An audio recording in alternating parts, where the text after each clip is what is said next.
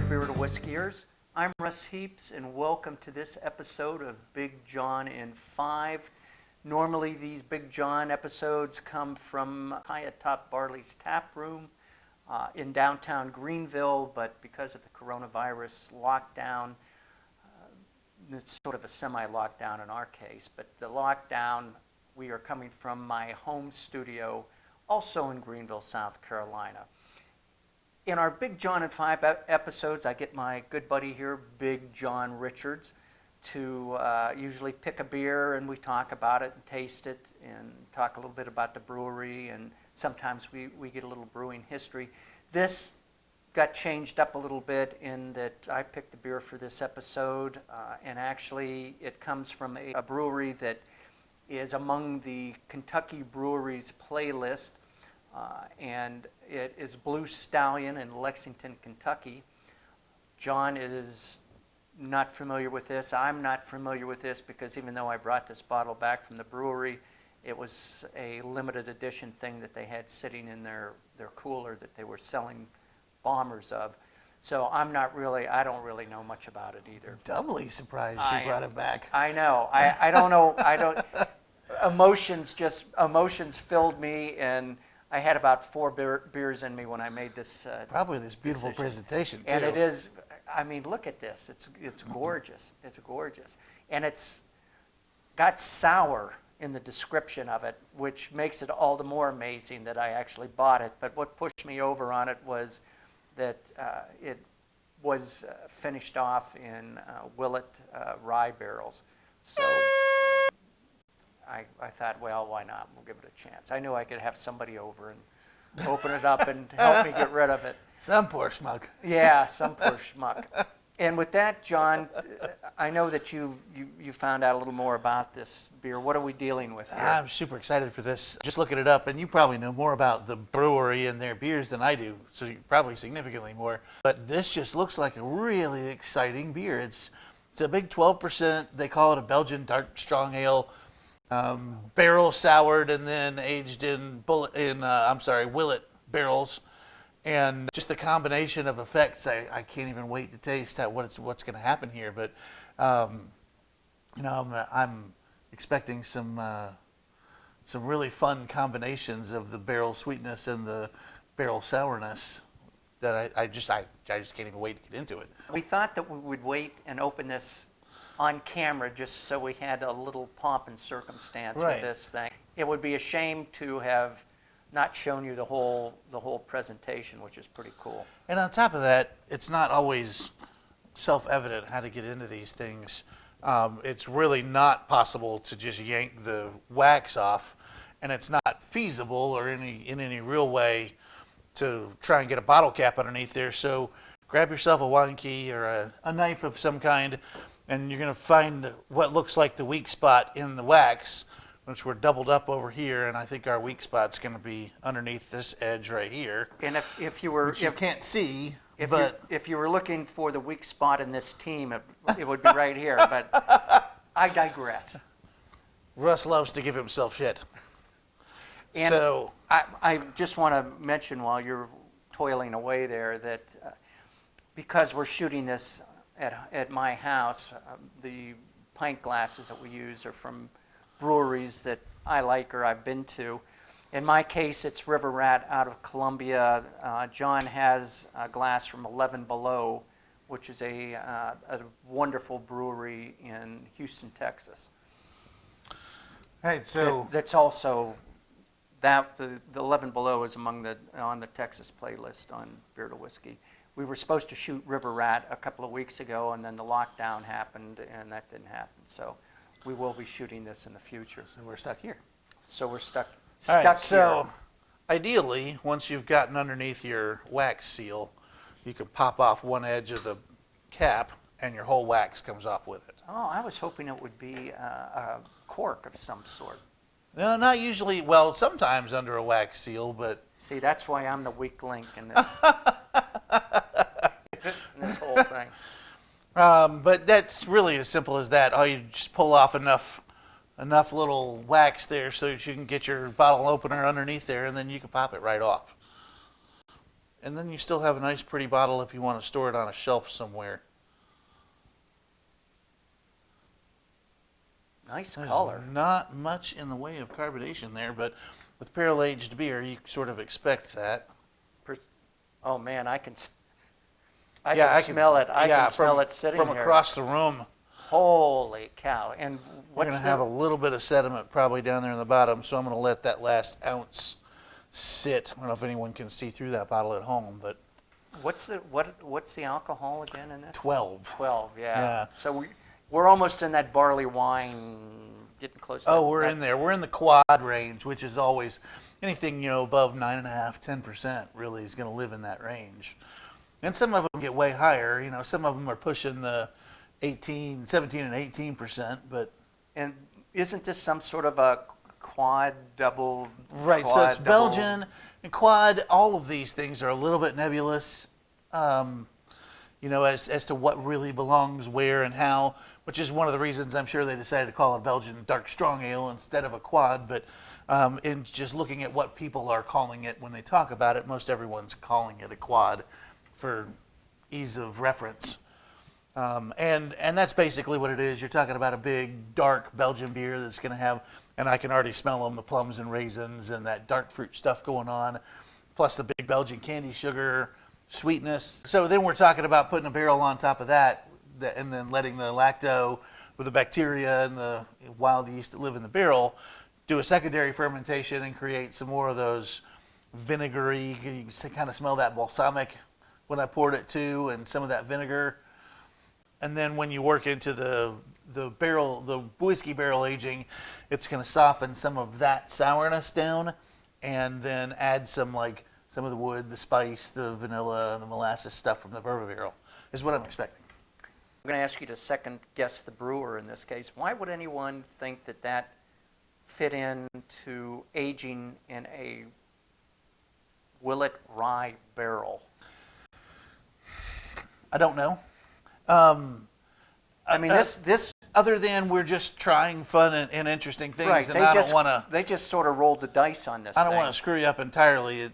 It does say bourbon barrel, not rye. If Oh, that does changes, it? Oh, I thought it was. If that rye. changes what you were asking me, but it's the same basic concept. You're gonna knock some of the rough edges off by aging it in a barrel that's going to create a little more mellow experience overall with such a big beer. You're going to mellow it down just a little, and then you're going to add little subtle things out of the barrel too. So there must be something else that we do more than one of these segments at a time. There must be something else that we're doing that was done in rye barrels, because that's in my head, but obviously not this one. So bourbon, maybe I could understand a little. These guys took a flyer on this and just said, let's just. A lot of what's happening in beer right now is people going, let's see what happens. What about if we tried this? And you could almost get a set of dice that said bourbon barrel and a yeast strain and a hop and throw it out there and create a beer out of it and just see what happens. Well, we're going to find out what happened here. Yeah, let's give it a shot. I'm excited. Lily. Oh God, the aroma on that is just marvelous. It is though. I get raisins out of this, and I get. It's like a raisins, plum, and like pecan pie. And I don't like raisins, but I'm going to forge ahead here anyway. Oh man. Why you do that to a grape, I have no clue. But anyway. Ooh.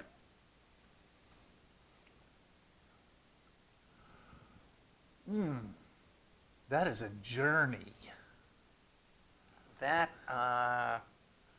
Holy cow. I think I'm getting a little cherry out of that now. There's definitely some, I was going to go into some sort of stone fruit, like almost like a peach or a nectarine kind of a thing for a minute. And then you were right on with the cherry thing in the finish.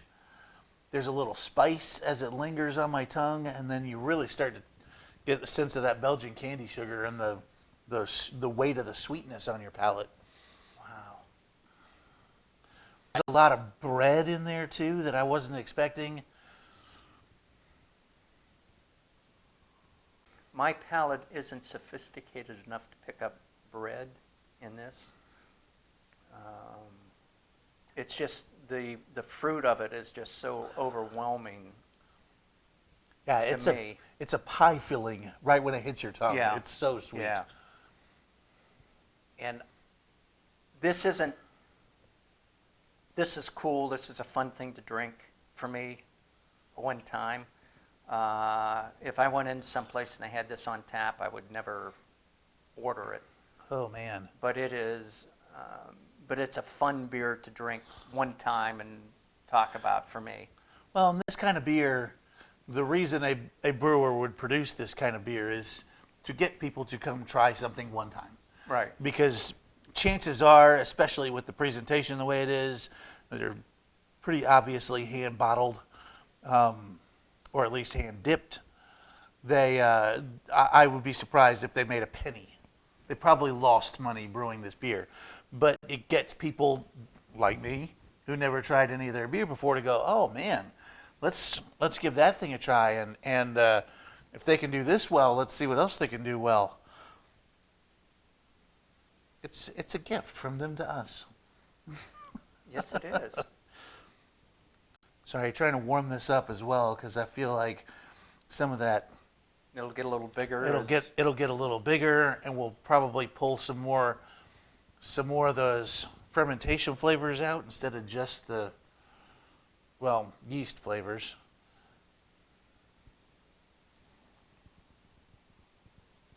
It smells so much like a Christmas pie, like fruitcake, like.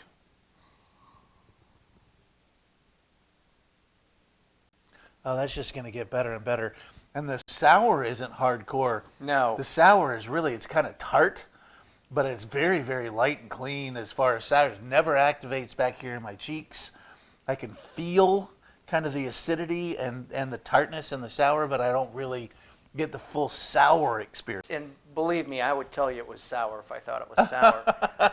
I'm the same way. It's none of that stuff that you get right here with a really big sour. And it is, I would say it's more tart than sour. Yeah, 100%. I'd love to try this with food too. They were like a duck Shepherd's breast pie with cherry or- sauce. Shepherd's pie, I think, would be fantastic with it. Something very English. Yeah. Something very English, I think. Yeah, speaking of which, that's fun for these guys because they advertise themselves as English ales and German lagers. So we're off the reservation when it comes to this style of beer for these guys too. So good for them. Well, shall we send these folks out to try and find some beer at their local shops? I would look for beer. You might look for this, but I wouldn't count on finding it anywhere. I doubt that this ever left the brewery, ever left the tap room there at the brewery. But you never know. Well, glad we got our hands. I'm glad you got your hands on some and passed it along. Even a blind squirrel finds a nut now and again. It's going to get edited in somehow, but we actually finished this segment up and stopped the cameras. And what'd you do, John? Well, some of you may notice, if you can see through these glasses, that our beer is significantly less see-through than it was. It's a little cloudier than it was seconds ago. Yes. For those of you at home, so when I poured this at first, I left that little ounce of beer left in the bottom and mentioned that the sediment was left in there. And then, so got to the end and we turned the cameras off and I said, Rusty, how do you feel about getting a little sediment in your beer? Do you want to give it a try and see what happens? He said, sure, let's see what happens. And this is the way I kind of cut my teeth drinking these beers, was to pour most of it out, then get the sediment out of the bottom of the glass and pour it in to make sure it's in there. He is so weird. The way I drink my Weizen beers is to, get them in, and we were taught this a long time ago. I come to understand the Germans don't do this, but take a Really? bottle of Weizen beer and pour most of it out, then roll it on the table, and it'll get all of the sediment into that last little bit, pour that in your glass, and it turns it all cloudy. I haven't been to Germany to verify that, but the Germans I've served Weizen beer to have looked at me funny when I do that to their beer. And so anyway, we ended up I wouldn't pouring look at 'em funny. pouring the sediment out of the bottom of the glass here, and as you can see, it was as I expected a lot of sediment. This is no longer a clear beer in any way. Yeah. So this tells us a couple things. One, that this beer was for sure bottle conditioned. And they poured it in there, added a little bit of yeast and a little bit of priming sugar, and did a secondary fermentation in the bottle. And two, that it's probably an unfiltered beer to begin with, which is likely the case after having been in 2 barrels. So what happened that was really neat was, instead of creating, and some of these beers you pour you pour the sediment out into your glass, and it harshens the taste a little. You know, it adds a little edge or a little bite to some of the flavors. And in this case, it actually mellowed the beer down. I think we both agreed that it sort of cut the pie filling sweetness up front and really accentuated and added a lot to the sort of nutmeg and allspice and clove and some of the spice that was in there. And the bread, you mentioned bread when you were tasting it. I didn't get bread at that point, but now I'm getting the bread. Right. So tossing that yeast in on top of adding some flavor, it'll throw some vitamins at you too. There's some nutrient value that's in the yeast that's actually good for you. So toss that into your beer, and don't be afraid to, even though for the first hour and a half we've been talking about this beer, it was totally clear. It was, I think, me trying to be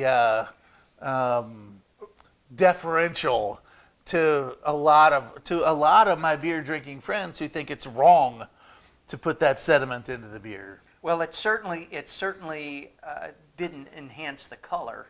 No, it's the eye appeal. It's of much it. less pretty beer than it was. But I think it tastes better. I like it better. I like this better now that it's. So take that information and do with it what you will. Exactly. But it's got my stamp of approval. And that's all we need. That's it. That's it. All right, let's not belabor this any longer. Yeah, we don't have to. Here, let's do this one more time before we get out, though. Just in case. Just in case. Cheers. Text me slowly.